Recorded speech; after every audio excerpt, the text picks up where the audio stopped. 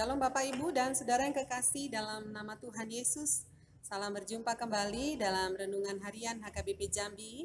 Saatnya hari ini kita bersyukur kepada Tuhan, kita berdoa kepadanya, dan kita membaca firman Tuhan, karena firman Tuhan itulah yang akan meneguhkan perjalanan hidup kita. Marilah kita menundukkan kepala.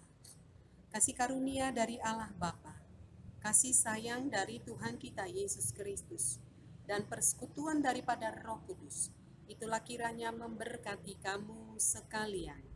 Amin. Saudara, firman Tuhan untuk kita pada saat ini saya bacakan, yang diambil dari kitab Mazmur pasal 41, ayatnya yang ke-13, demikianlah bunyinya. Tetapi engkau menopang aku, karena ketulusanku. Engkau membuat aku tegak di hadapanmu untuk selama-lamanya. Demikianlah bunyi firman Tuhan. Saudara, dalam satu perikop ini, kita menjumpai bahwa Daud bermazmur dalam doanya ketika ia dalam keadaan sakit. Dan ia cukup menderita karena penyakitnya itu. Saudara, biasanya orang yang sakit itu mudah sedih karena kehilangan kekuatannya, kehilangan kebebasannya, kehilangan sukacitanya.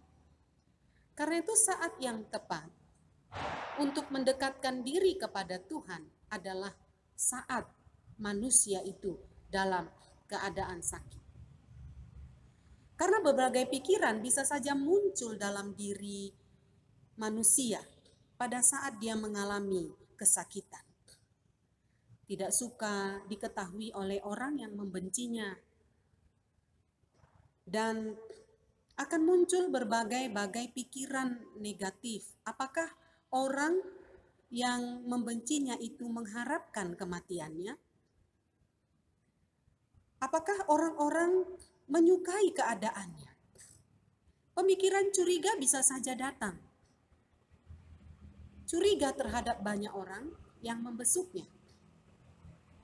Tetapi saudaraku, indikasi oleh Tuhan di tengah-tengah itu semua, satu hal yang mencerahkan hati kita saat kita membaca nats ini, terutama kalau kita membaca satu pasal kitab Mazmur ini, dalam sakitnya ternyata dia tidak saja mengandalkan obat, tetapi dalam sakitnya terlebih dia mengandalkan Tuhan.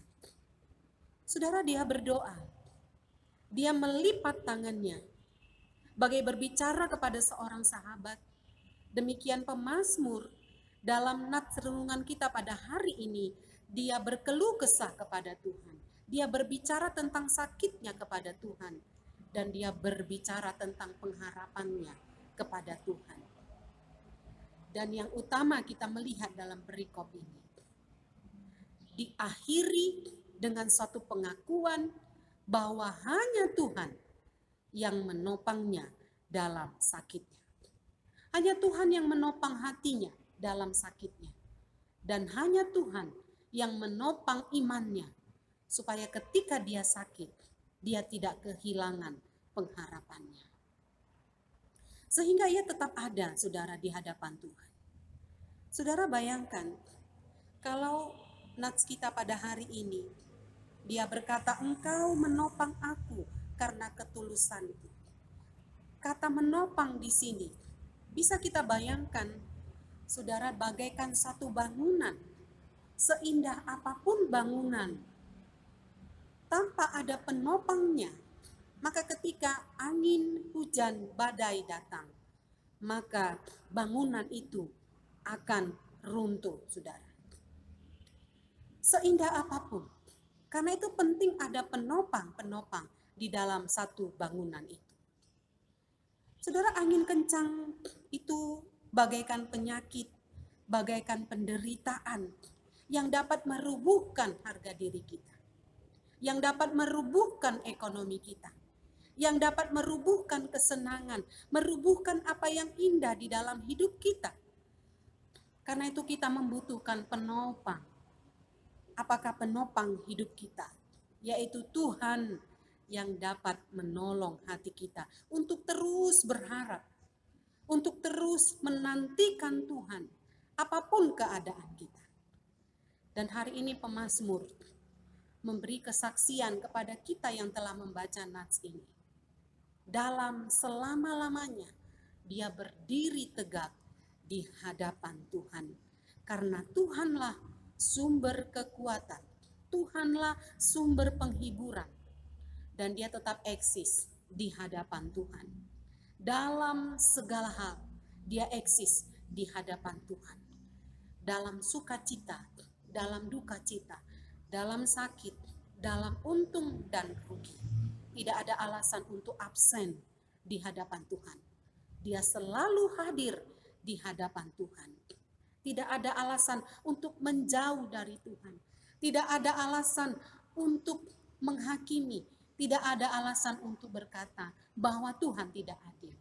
Tetapi di tengah-tengah situasi itu, saudara, pemazmur eksis selalu di hadapan Tuhan. Karena ada sukacita yang tak terkatakan, yang tak diberikan oleh dunia. Ada suasana sorga yang dialami ketika kita berada di hadapan Tuhan. Karena itu saudara, ketika penyakit yang kita alami, maka sakit itu akan menghantarkan kita kepada Tuhan. Menghantarkan kita kepada hubungan yang indah dengan Tuhan. Hubungan yang lebih akrab, lebih harmonis dengan Tuhan. Ini jauh lebih baik dan ini jauh lebih indah dari apapun yang ada di dunia ini ketika kita berada di hadapan Tuhan. Karena itu saudara, apapun keadaan kita pada saat ini, apakah kita sedang dalam keadaan suka, dalam keadaan duka, dalam keadaan untung ataupun rugi, jangan tinggalkan hubungan dengan Tuhan. Tapi mari kita selalu berada di hadapan Tuhan. Karena Tuhanlah sumber kekuatan kita. Tuhanlah penopang hidup kita. Tuhanlah yang meneguhkan hati kita. Sehingga kita dikuatkan untuk menjalani apapun yang sedang terjadi di dalam kehidupan kita.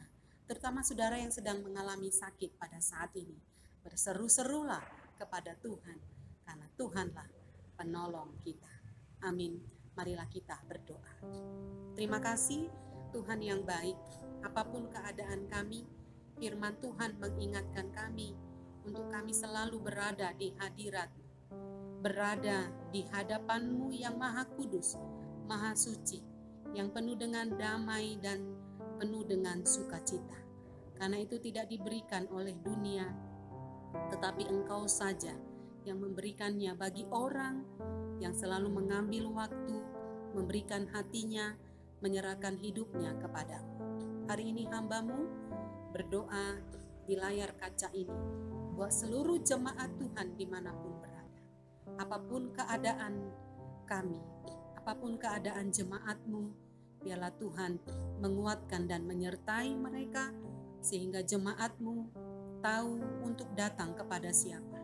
Satu-satunya tujuan yang mereka jumpai, alamat yang mereka jumpai, hanya Tuhan. Tuhan kekuatan, Tuhan penolong.